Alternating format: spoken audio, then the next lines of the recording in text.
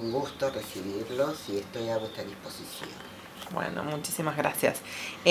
¿Nos podrías contar, darnos tu nombre completo y tu fecha y lugar de nacimiento? Sí, cómo no. Yo nací el 7 de noviembre de 1940 en el gueto de Varsovia y mi nombre es Gisa Alterman Gebtrunk. Sabemos, bueno, gracias por compartir el enlace y la forma de acceso al documental que nos permitió saber sobre tu historia. Quisiéramos que nos pudieras compartir brevemente. Sabemos que ya hay 2 libros sobre lo que ha sido tu historia de vida y un reencuentro muy interesante que se dio hace unos 10 años más o menos con justamente una persona muy importante que fue parte de tu familia, digamos, salvadora o adoptiva en Polonia. Hay 2 libros, hay un documental. ¿Nos podrías contar un poco cómo fue ese proceso de la creación de los libros y del documental? No. El primer libro, que fue escrito por el doctor Cherro, Miguel Cherro, fue a consecuencia de simplemente en un momento, un periodo, se hizo un ciclo acá de películas que lo armaron varios periodistas sobre la violencia, sobre el racismo, la xenofobia, la discriminación, y eligieron varias películas en distintas partes de Montevideo para exhibirlas, para el público pudiera conocerlas. ¿En qué año fue eso, Gisa? Eso fue, buena pregunta, hace unos cuantos años. Sí, 2008, por ahí, ¿no? ¿Fue anterior a tu reencuentro? Sí, muy anterior. No, ni siquiera sabía que me iba a tener la oportunidad de reencontrarme con mi familia polaca. Sí, fue muy anterior. Y nos llegó el programa a casa de esas películas y dónde las daban. Y vi que una de las películas elegidas era A pesar de Treblinka. Esa película fue hecha por un realizador uruguayo, Stavsky, y en la Universidad Ort. Y era un documental sobre los diálogos de los sobrevivientes de Treblinka y sus historias de vida. Y todas las historias eran más o menos medias parecidas porque todos tenían la misma edad. Entonces los sufrimientos, por donde pasaban sus vidas, era más o menos similar. Pero la mía no. Y por eso el realizador trató de convencerme para que yo fuera parte también del documental, cosa que yo me negaba, porque yo no hablaba. Como la mayoría de los sobrevivientes, no queremos hablar. Hicimos un corte, una forma de autodefensa, y no hablábamos. Y no había forma de convencerme, hasta que después de tantas veces, ayudada por mi marido también, que me instó, que un buen muchacho, ¿por qué no le das una mano? Claro, mi historia era completamente distinta por la edad. Yo recién había nacido en el 40, cuando en ese entonces los demás ya eran jóvenes. Ya luchaban, o se escondían, o sus historias eran completamente distintas. Y yo era una beba. Y yo fui parte también de esa película. Y entonces, cuando me enteré de que esa película fue elegida para pasarla, y la iban a pasar en un colegio, en el seminario, que es un colegio católico que yo no conocía y que tenía interés de ver, no solamente el lugar, sino el público, a ver qué le interesaba del público uruguayo ese tipo de historias. Bueno, y ahí fuimos con mi esposo a sentarnos en el colegio seminario a ver la película, pero la película no se pudo proyectar porque se trabó, no me pregunten lo que, pero no se pudo proyectar. Y los organizadores de ese evento vieron que entre las personas que había estaba yo, que era una de las pequeñas protagonistas de esa historia.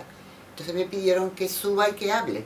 Mirá qué situación tan incómoda para mí, porque yo nunca había abierto la boca, nunca había hablado.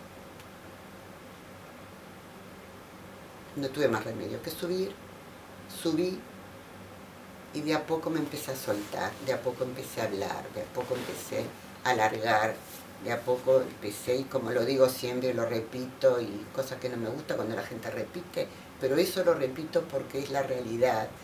No hablé con el raciocinio, hablé con las vísceras.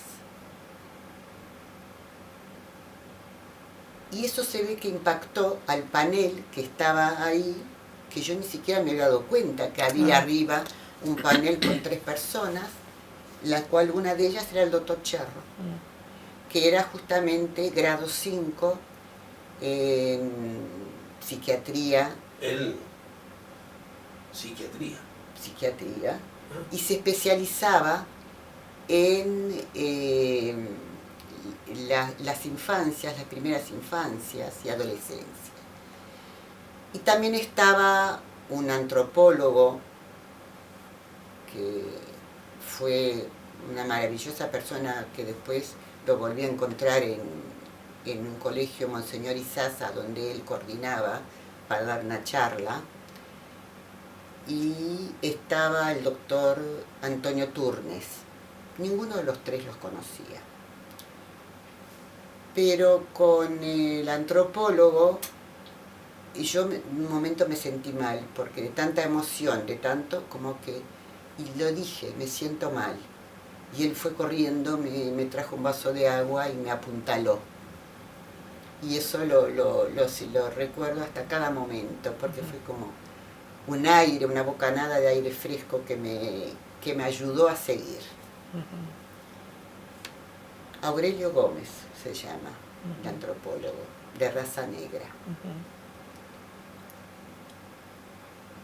Y bueno, y al día siguiente, o a los 2-3 días, me acuerdo porque era el 18 de julio, así que fecha patria, yo estaba en casa, no trabajaba, feriado, me entró una llamada de uno de los organizadores de estas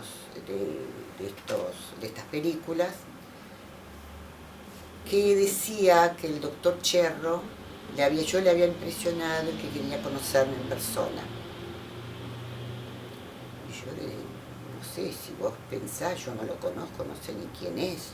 Mira, es una persona, es más valorada en el exterior que en el mismo Uruguay. Te lo recomiendo porque es una excelentísima persona. Y bueno, y ahí trabé contacto con el doctor Cherro y fuimos charlando, él iba escribiendo, yo charlando, él como buen profesional me fue sacando sin darme cuenta mi historia,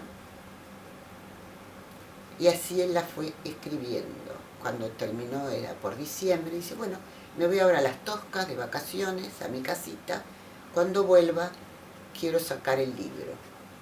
No, doctor, de ninguna manera, yo le conté a usted, pero no es para publicarlo. Y menos con el nombre de Giza. Esto es un pueblo, Giza no hay 2. Van a saber quién soy. Dijo, es importante que sea y es importante que esté su nombre. Bueno, y me convenció.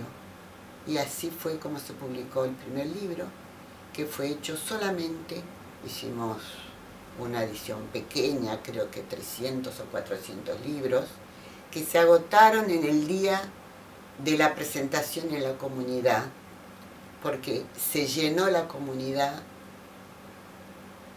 Yo creo que había como más de 1000 personas ahí, y cada uno lo llevaba para regalar, para mandarlo al exterior, y después se tuvo que hacer otras publicaciones, pero claro, como eso no era con un afán comercial. ¿Te traigo un vaso, Gis? Todo lo recaudado era para la ayuda al grupo de discapacidad de la comunidad. ¿Eso fue algo que discutieron con el doctor Cherro desde el principio? ¿Cuál era el objetivo de...? No, jamás. ¿Eso fue lo que decidiste sí, tú? Sí, nosotros lo decidimos y él lo apoyó. Él dio su ok. Discutimos cuando fue que yo no quería que lo publiquen. Discutimos el título. Porque yo quería ya que lo pongan, pero pónganle, invéntenle otro nombre, pero no a mí. ¿Cómo fue el proceso, o no sé si hubo un proceso de edición? Él iba escribiendo, pero después tú lo releíste. Sí, claro. Sí. Tachamos la mitad del libro lo taché. Porque una cosa fue lo que yo le hablé y otra cosa lo que se publica. Me decías, bueno, cuál fue la reacción, ¿no?, del público que estaba allí y cómo se agotó. La segunda edición salió ¿cuánto tiempo después? Unos meses. Unos meses después, porque pero también, como fue solo adentro de la comunidad, hay mucha gente que ni siquiera sabía que había otra edición. Se terminaron con 3 ediciones, ahí ya terminamos. Se terminó. Porque lo pagábamos todos nosotros. Era en nuestro bolsillo. Claro. Donar plata al área de discapacidad, que eran miles de dólares, pero... Claro. Con la venta del libro. ¿Dónde lo editaron? ¿Dónde lo publicaron? En la editorial Rumbo. No, el último. Los anteriores no fueron en Rumbo, fueron a otra. No. Chisa. Tenés razón. Y esta es la tercera. No, esta es la cuarta. Esta es la cuarta edición. Esta fue la que fue a todas las librerías. Esta fue la primera que se hizo desde el punto de vista comercial, que fue para las librerías. Puedo preguntarte si después de haber llegado el libro a tanta gente en el Uruguay, ¿supieron de alguna otra historia similar o tu historia es la única que se conoce en el país con esas características? Hay varias historias. Mirá, hay una de una gran amiga mía y gran persona, que es Charlotte de Grunberg, que es la directora general de la OR, que se hizo...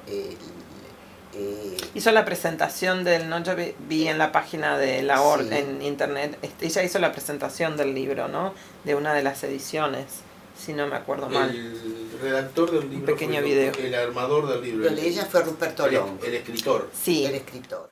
Y lo llevó a Estados Unidos, lo llevó a Italia. En Italia fue bestseller.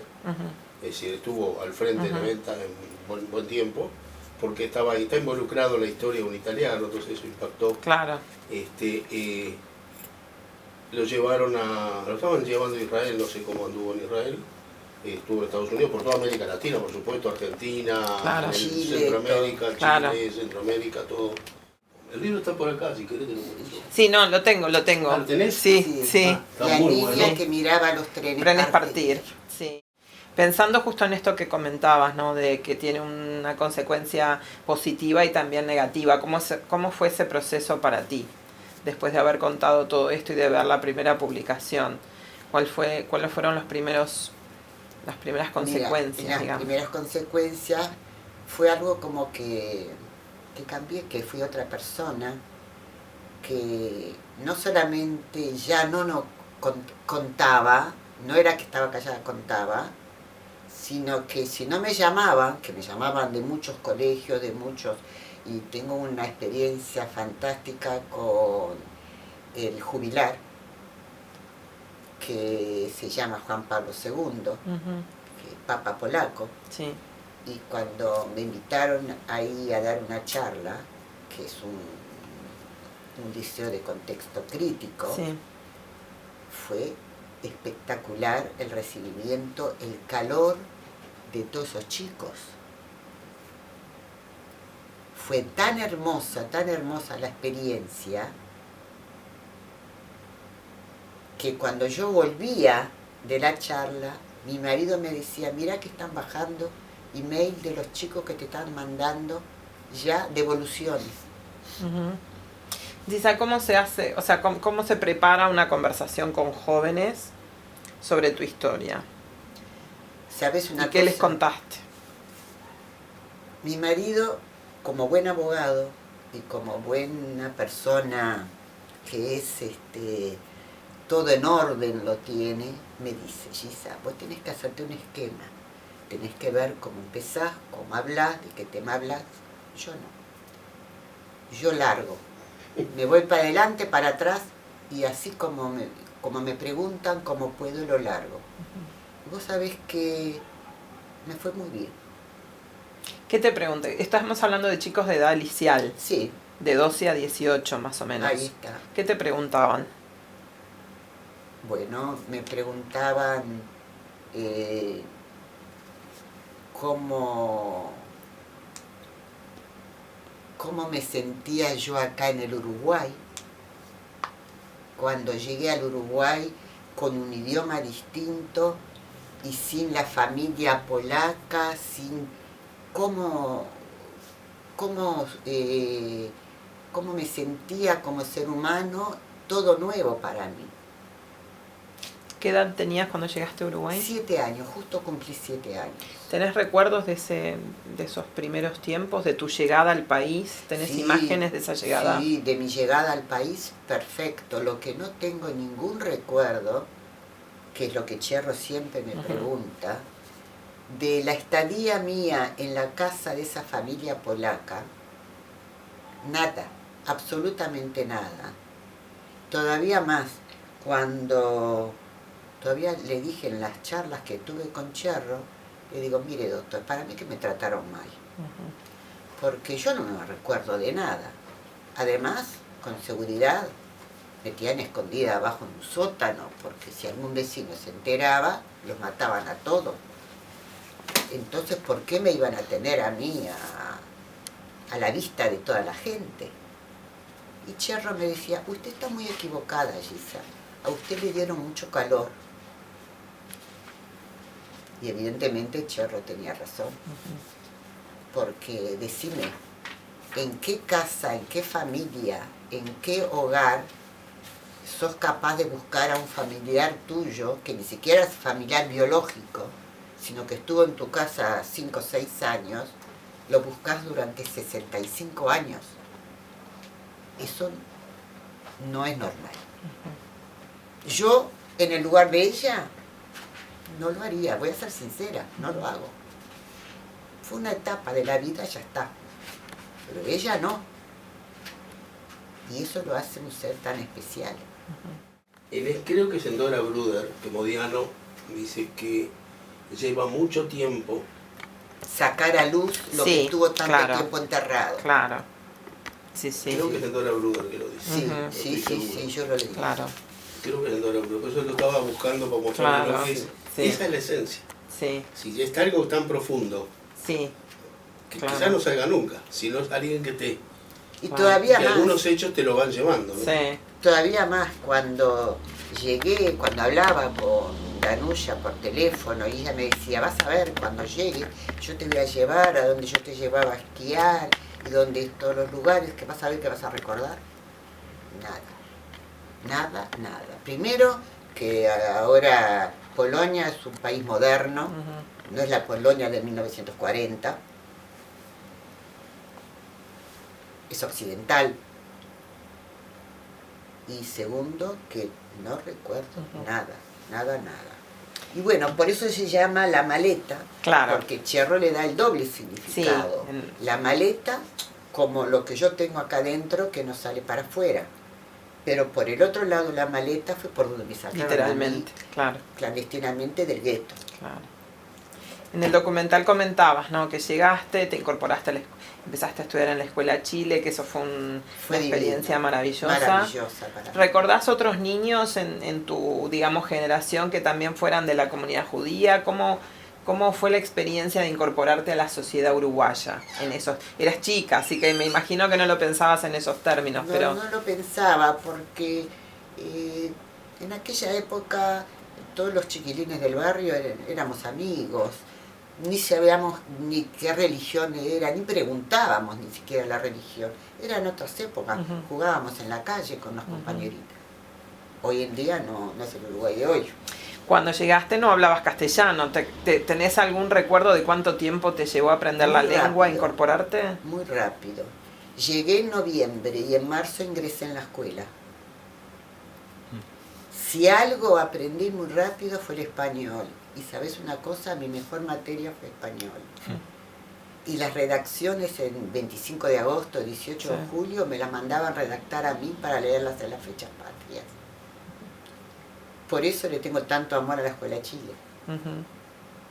En ese momento, bueno, por supuesto, estabas viviendo con tus tíos. Con mis tíos, ¿no? biológicos. ¿Cómo fue la adaptación a al nuevo país para tus tíos?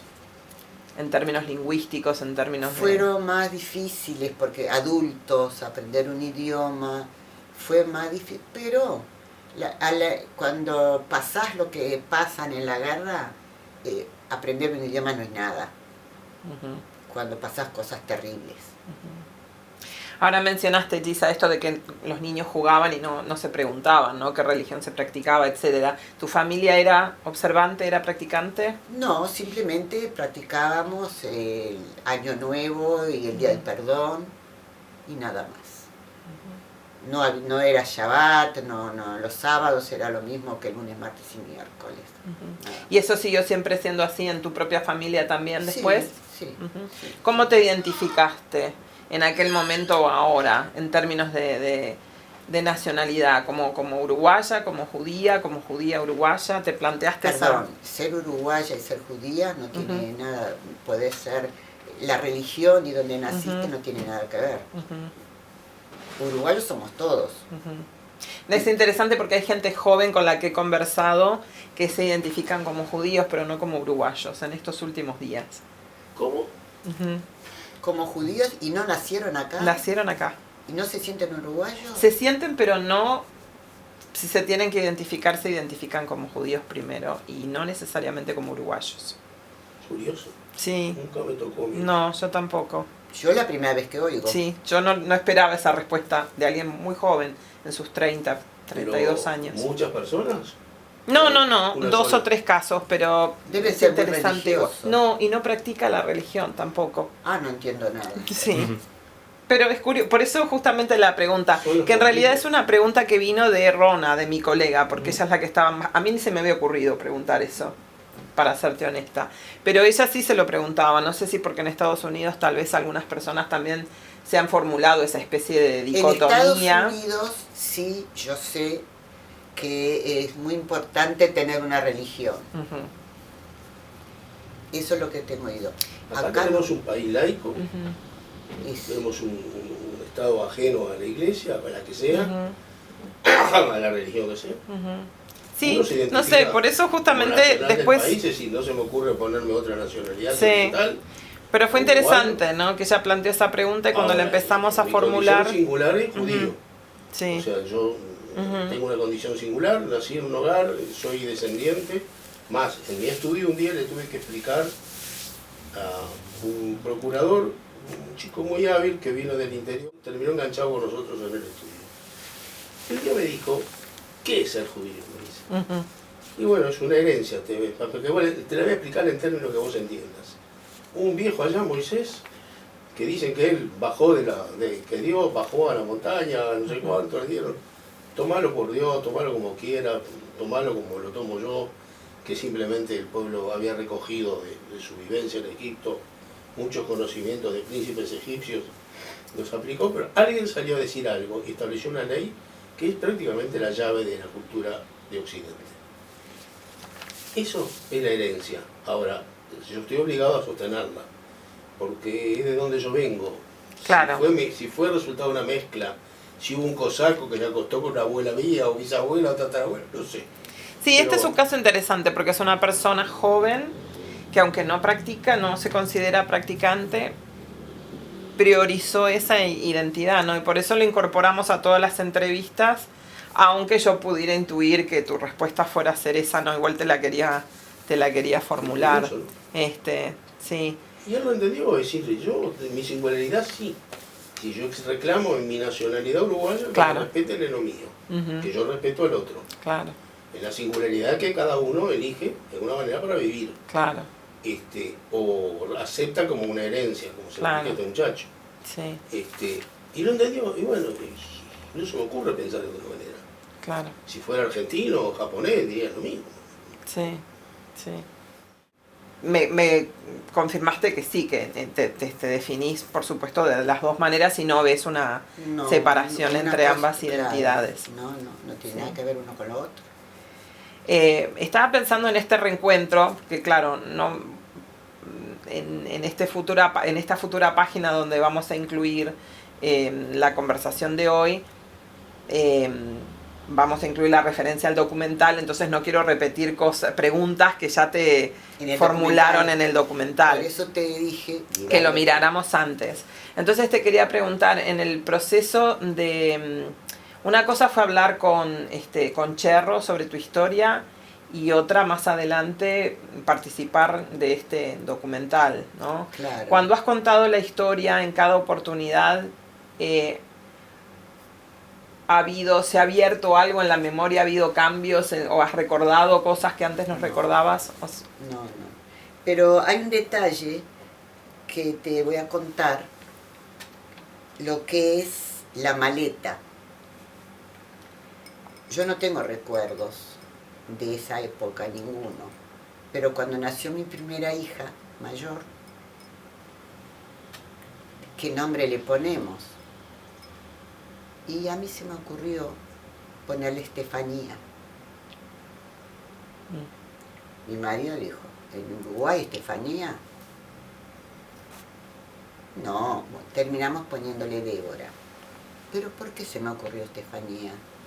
Mi nombre polaco es Stefania Szymkowiak.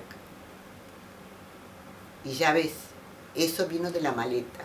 Pero no recordabas eso. Jamás. En absoluto. ¿Cuándo recuperaste la información de ese nombre polaco? Cuando me reencontré con Danusia.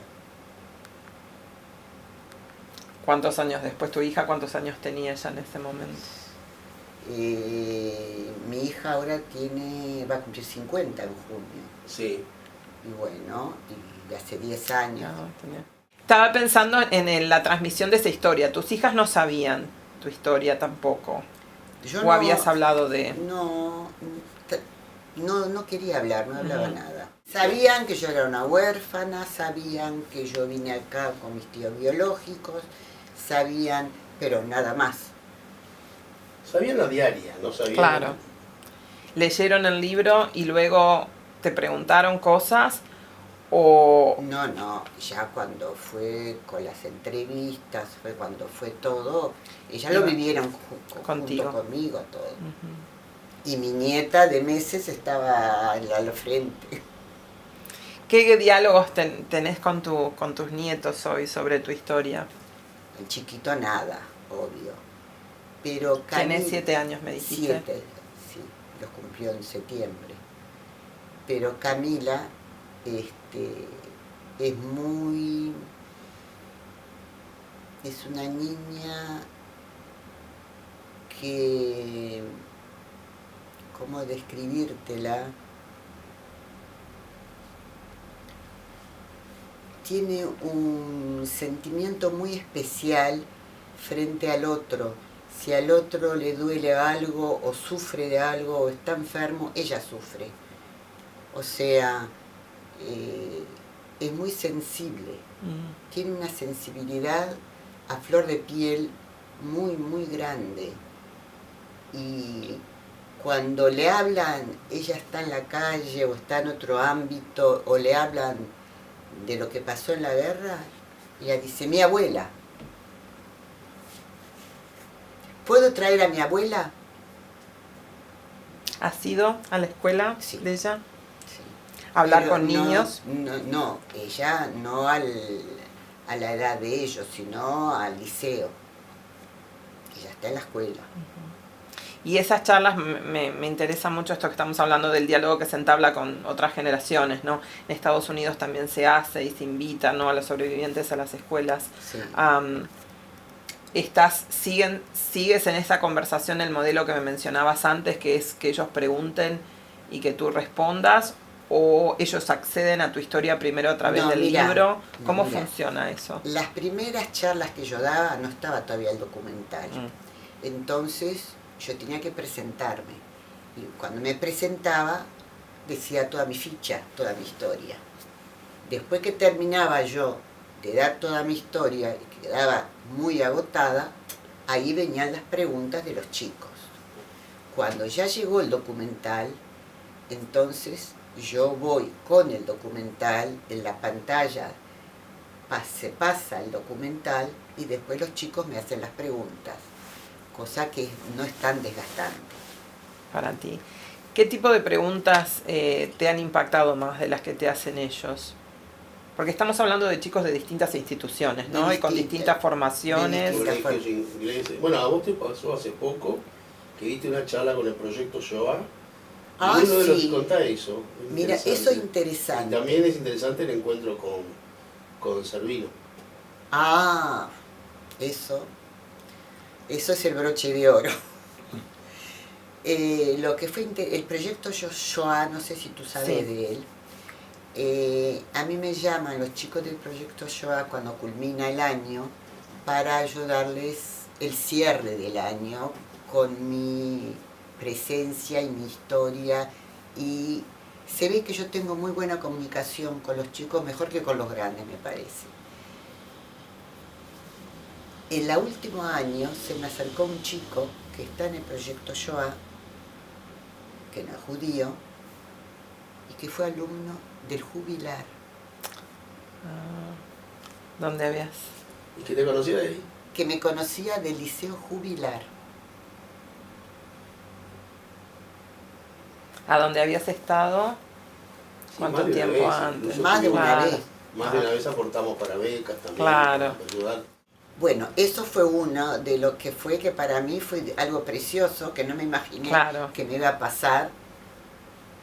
Y mirá cómo siguió el chico. El proyecto Shoah invitaba, ¿cómo anunciaba esa charla? ¿Es abierta al público? No, ellos mandan, porque ellos trabajan con todo el país, con todos los departamentos.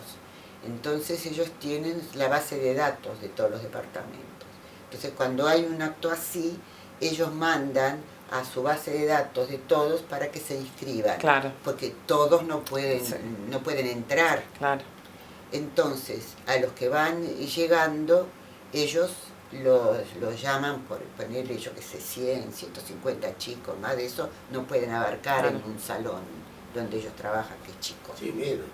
O menos. Los eligen un poco también. Los eligen también en cuanto a qué tipo de calidad, porque algunos quieren venir para pasear a Montevideo. ¿Cuál es el interés real que tienen? ¿Cuál es el interés real de venir para se hacen un cuestionario. Claro. ¿Hubo alguna vez alguna pregunta que te... Sí. Entonces, lo primero que te preguntan, ¿cómo me sentí yo en la Escuela Chile? Y bueno, y yo les dije, mirá, te puedo decir ahora en el presente, no solamente que para mí la Escuela Chile fue una de las partes más lindas de mi juventud, de mi infancia, sino también ahora leyendo los diarios veo que la historia se repite, porque en la Escuela Chile ahora hay muchos chicos venezolanos que están en la misma situación como yo cuando yo viví. O sea, después de tantos años, la Escuela Chile vuelve a lo mismo, a ser la receptora de inmigrantes. Por la zona. Por la zona donde viven, donde vivíamos. Yo vivía a 2 cuadras de la Escuela Chile, en Andes y Canelones. Y bueno, terminó la actividad y una chiquilina vino llorando, abrazándome. Ella era venezolana, estudiante, y yo hablé de los venezolanos. Dice, pensar que fuimos a Venezuela, mis padres y un matrimonio amigo, y volvimos 22, de Venezuela al Uruguay. Y otro encuentro que tuve muy, muy interesante Y es una linda amistad que la tengo pocas veces en contacto, pero cuando la tengo es muy, muy linda. Es con Gustavo Servino, uno de los sobrevivientes de los Andes. Resulta que el año pasado a mí me habían llamado, bueno, hace 2 años, porque ahora ya estamos en enero. Sí. Hace 2 años me habían, por el invierno, junio, julio, me habían invitado en una, que yo generalmente casas particulares no me gusta ir, porque no es para que tomen el té mientras yo hablo. Claro, no es para enseñar, no es otro fin no, pedagógico no que tiene con los claro, chicos. No es lo mío. Pero me llamó una señora de Carrasco que tenía familia muy numerosa y que le venían chicos del exterior y todo, que había sentido por otra historia de mi historia, y si fuera tan amable, si podía ir a la casa a darle la charla. Y bueno, al principio no, después me presionaron, le dije que sí, pero al final me enfermé de gripe y ellos tenían la cena preparada, la gente toda, y yo no fui, porque estaba con fiebre en invierno en Carrasco, no iba a ir, no fui. Yo, bueno, quedé horrible, que me disculpen, ni los conozco, mira qué papelón. El año anterior me llamó de vuelta. Ay, qué suerte, porque ahora por lo menos le puedo devolver, digo, voy, porque no es que quiera, pero por lo menos que me vean que no soy maleducada ni lo dejé plantados. Y me acompañó mi hija mayor, Débora. Y ahí fui con el documental, pasé el documental, se apagaron todas las luces. Cuando se prenden las luces, gracias, cuando se prenden las luces, veo a alguien que está de frente mío, es alguien cara conocida, no sabía quién era.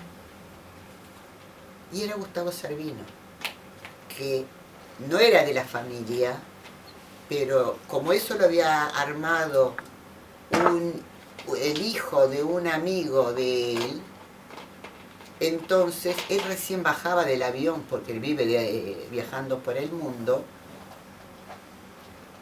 y le dijo, decile a tu papá que esta noche no se la pierda, porque es una historia que le va a gustar, que a él le sirve. Y se apareció ahí. Y bueno, y me empezó a preguntar si creo en Dios, él que es católico, creyente, Maya hoy que se salvó, más creyente todavía, sí. Y yo que tenía mis peros. Pero me dejó su tarjetita cuando nos despedimos y me dijo, te dejo mi tarjetita, quisiera comunicarme contigo. Pasaron los días, no los llamé. Un día recibo de él, del celular, unas fotos. Después de unos cuantos días, a instancias de mi esposo, lo llamé por teléfono y digo, mira, tú me pediste que te llame. Te llamo, pero no sé para qué. Simplemente para devolverte la cortesía. Fuiste muy amable. Dice, no, la verdad que para mí fue muy importante conocerte. Fue una gran alegría y una historia de vida que me marcó mucho. Y yo voy a dar una charla que me pidieron, que después de los 100 años del Rotary del Uruguay, en el Movie Center, va a haber, y yo voy a ser el orador. Entonces, si podés, me gustaría que vayas. Yo fui, me compré mi entradita, porque todo el mundo tiene que comprar, porque era para donar al Rotary. Me senté en un rincón. No era para el Rotary, era para la biblioteca de los... Claro, era... a nombre de los... de los familiares de los desaparecidos en los Andes.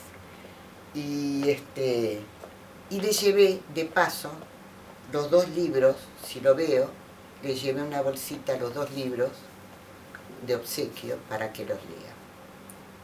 Y él estaba justo en la puerta del móvil recibiendo a la gente. Me vio, estaba contento que fui, estaba contento con los libros.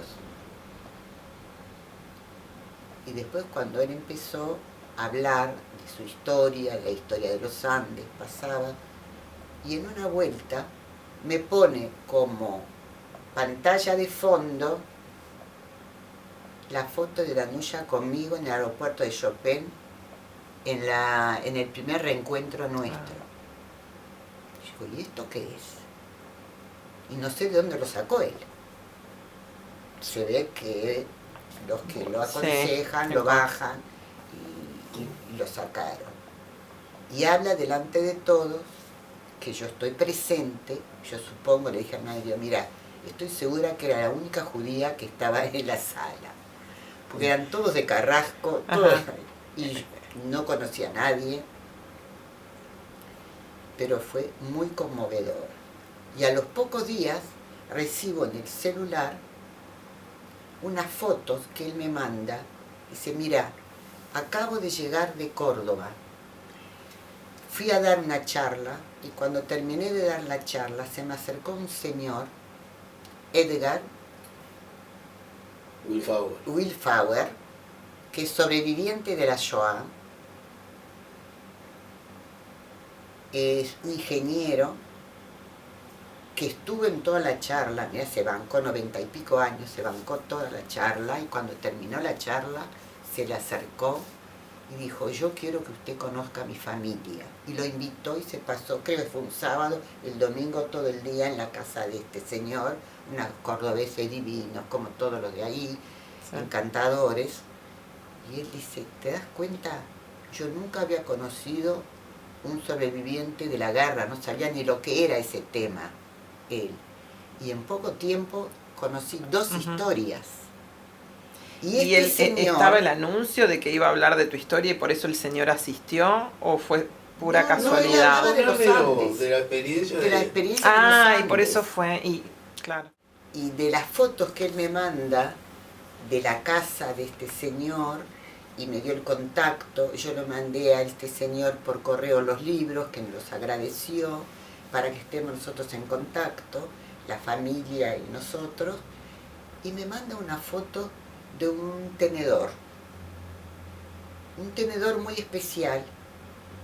Ese tenedor tiene su historia. Este sobreviviente, Edgar, cuando se escapó del último campo que le tocó vivir, robó de la cocina o de ahí un tenedor. Yo no considero la palabra robó, tomó. Lo que era de él además. Un tenedor que tenía todavía las iniciales de los nazis. SS. Estaba marcado con los SS, un tenedor de plata. De plata. Esa que sí habían robado los nazis. Él simplemente tomó una devolución. Y durante toda su vida ese tenedor lo acompaña en la mesa.